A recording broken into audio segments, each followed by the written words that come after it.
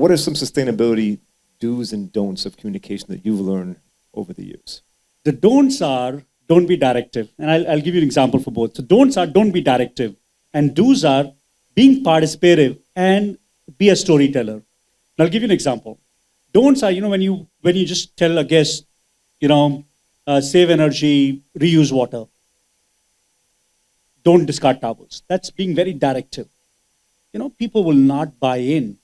Now, the second part is being participative and storytelling. Give an example. If you tell somebody, do not, discard towel after one use, it has no impact. But tell them one towel takes 15 liters of water. That's equivalent to a shower of 3 minutes. They realize the impact. Be a storyteller. Let people know how do they contribute to making a positive environment. And by their steps, they're making a greener, cleaner earth. Very good. Directive. Don't be directive. Tell the story. Person. Christine, your views? I think to add to that, right, from storytelling comes engagement.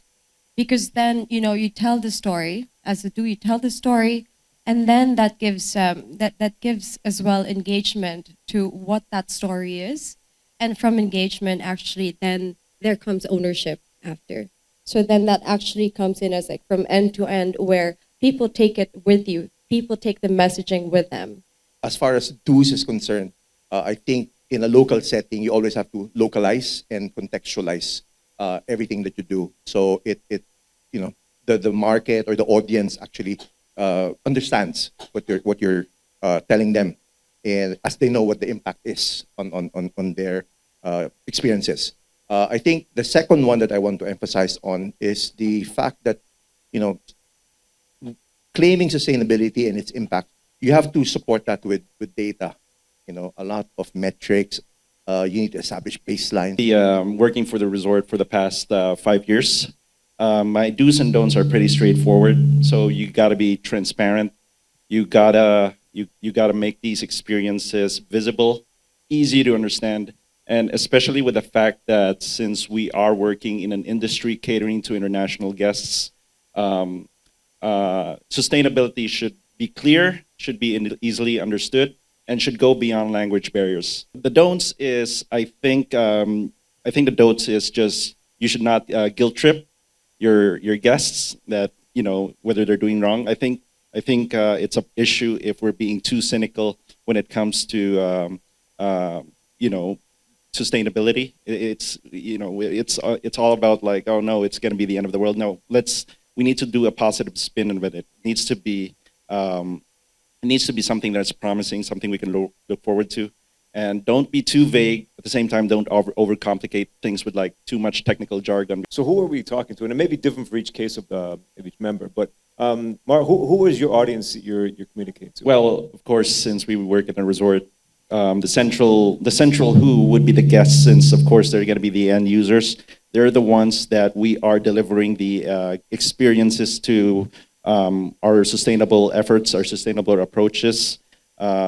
So we are trying to spread the message to these guests as much as possible and create like this authentic experience. But it's not just our guests that are part of this. What's integral is, of course, our staff, the local community, and of course our partners and suppliers and stakeholders. I think in addition to that, it's very important to establish who the stakeholders are in the sustainability journey. And for us, it's quite simple. So one would be our ownership. Second would be our guests. Third one probably would be our employees, our colleagues. And the rest would be our business partners. And the messaging varies or is very different when it comes to talking to these different stakeholders.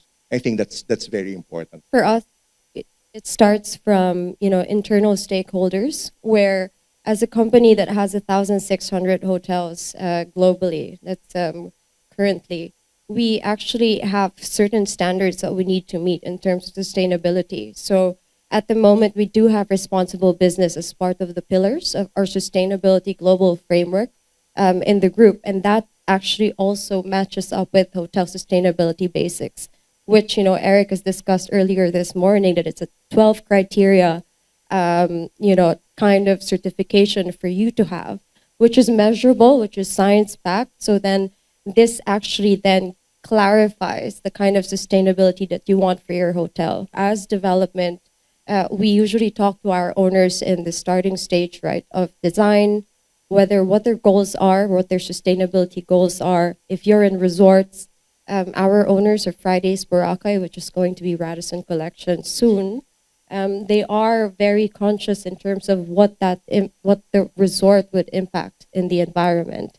SM Hotels has been very active with programs with all of our 6 operating hotels in the Philippines currently. Each hotel has something to showcase, and these are the things. And we have Bohol coming up, 600 rooms resort. So how will that impact Panglao, Bohol, or even the surrounding environment? So these are the things that we do communicate with our owners, and of course our guests, our staff. Our staff at the end of the day is going to be the main representation, the front-facing, representatives of who we are, what the responsible business ethos that we have. And then also we have our guests. So guests would be engaging, but first of all, we listen. What do the guests want?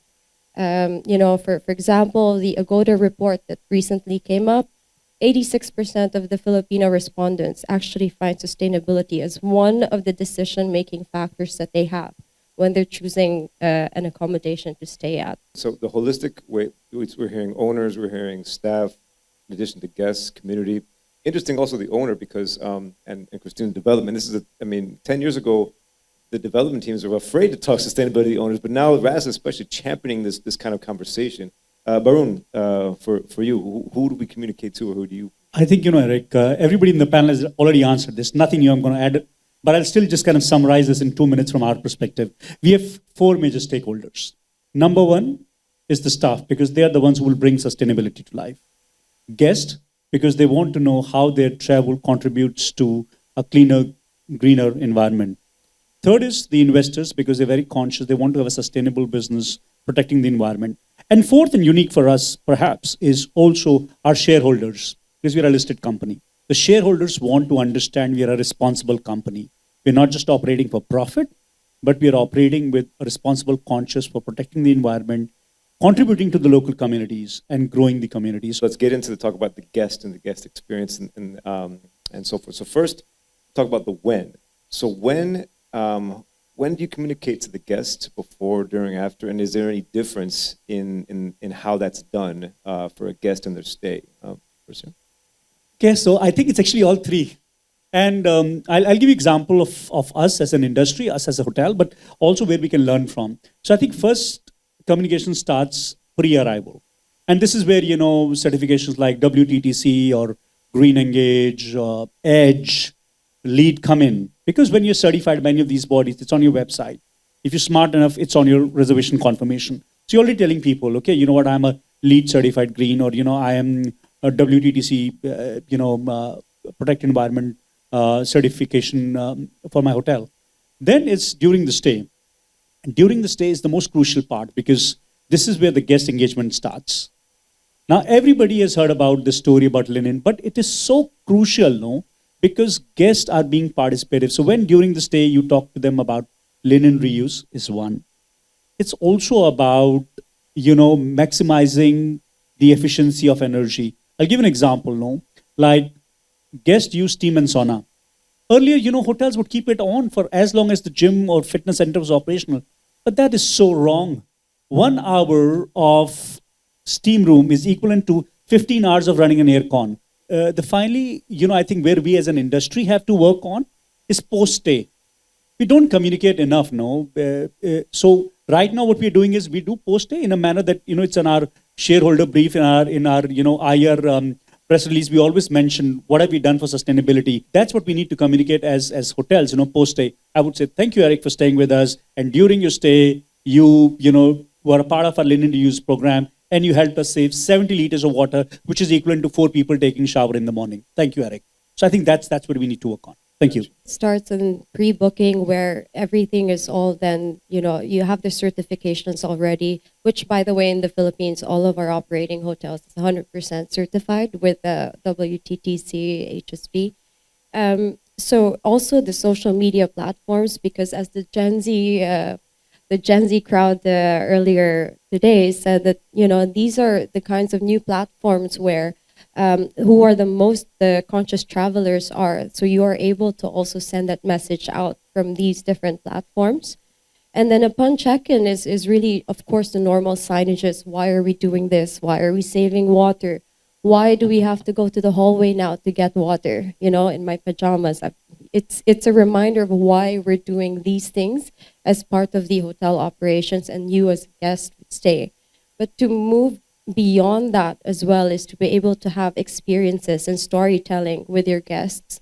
And to even move further is for them to have something to come back to. I'll use the example of a meeting planner as to how we communicate with that planner throughout the journey from booking to the actual stays and the post-stay evaluation that they submit to us. So for a meeting planner, every time we submit a proposal to them, it actually includes information about our events experience guide. And under this events experience guide, which is also on the website, they'll have, you know, they take off a form. And one of the questions there is that during your event, you know, if you agree for the hotel to donate excess food from the event, then you're agreeing to that. So they know already the consciousness of the property when it comes to food waste. So then they check in. Obviously, they see signages, they see all these initiatives that we do. But one particular thing I want to point out, in our hotel, instead of having welcome fruit amenities, we've done away with that. We actually provide all our guests with banana chips. And the story of the banana chips, as produced by this farm called Villa Socorro, the movie or the video of that is actually being played inside the guest room, and they see how these chips were sourced from local organic farmers and how it's converted to that, and they see it on, you know, in their room. So I think that's great recognition of our efforts to source locally and support the community. And then lastly, as they leave or when they leave, post-stay evaluation sent and questions on, you know, the hotel sustainability efforts are there, and they can comment definitely on how this has impacted their stay. On the during aspect of it, guests get to experience, guests get to actually experience the resort. This is like the crucial part of it. So guest experience is number one on this. They get to see and feel our resort, and I think what not many people know this as well is our main resort right now, Oceanica Resort, is actually repurposed. And as many of you know, the most sustainable way to actually build a resort is to renovate it from an existing building. So that's what we're really proud of to our resort, and we want our guests to be at least aware of that. I really believe on this story-based approach is like one of the best ways to communicate our sustainability efforts with. Christine, how and when, or how important is it for the staff to be able to communicate sustainability to the guests? I think for us, that's really the most important part, because, you know, we spent thousands of hours of training for sustainability only just for our staff, because they do represent what we stand for, you know, the pillars of our responsible business. And the way that we're doing that is actually engaging them at the back of house to really be able to practice that. You know, it's not just a message that's a script that they're trying to do, but also something that they are doing within themselves. And we're glad to say that, you know, in February this year, we've actually hired our first ever housekeeping staff from QC North City Jail. And this has been fantastic, because then it gives hope, but it also shows from the back of house this kind of experience that this can happen, and this is affecting a community, and it's giving, you know, a certain hope for the community, or even on the underprivileged, that there is something that they can do still, given that kind of situation in their lives. Amazing story. So, you know, we think of these kinds of ways that affect staff as well, because then that becomes their ownership and their embodiment on when they face their guests. And then also not just the guests, they bring it at home. The storytelling, the effects of it, hopefully then it trickles to a much bigger community within themselves. To me, it's very simple, no? We have to tell people the why, and they'll figure out the rest. So why are we doing something is what we always communicate to our staff. Now, I tell everybody that if you really have to understand how big the devil single-use plastic is, just go to any shoreline in Philippines after rains. And you see what comes out. It's always the single-use plastic straws, bottles, glasses, tumblers. And our staff goes and cleans that every time after rain. It's 10, 20, 25 tons of waste you rescue. So they know why are we saying no to single-use plastic. Once you understand that, you engaged with it, you go and communicate to the guest. And what we've done is every time we have something, we measure it. And we have now linked all our sustainability efforts to United Nations Development Goals and sustainability goals. So we measure, we put it on our notice board, they understand what they've done, what they've achieved, and they stay motivated to do more. Of course, our staff is the one who's key and essential to delivering the message of our sustainable efforts. So I think one thing here, back to the story-based narrative that I mentioned, everything's got to be local. So most of our staff are local. All are born, most, if not most, are born and raised in Bohol.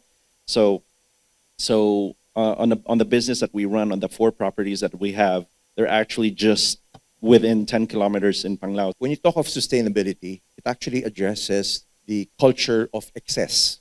And I think for our colleagues to understand why they need to do this, it's to address that culture of excess. No panelist said, here's what we say to the staff to tell the guest. It was consistent. Tell them why this is important, make them understand, and then let them do the rest.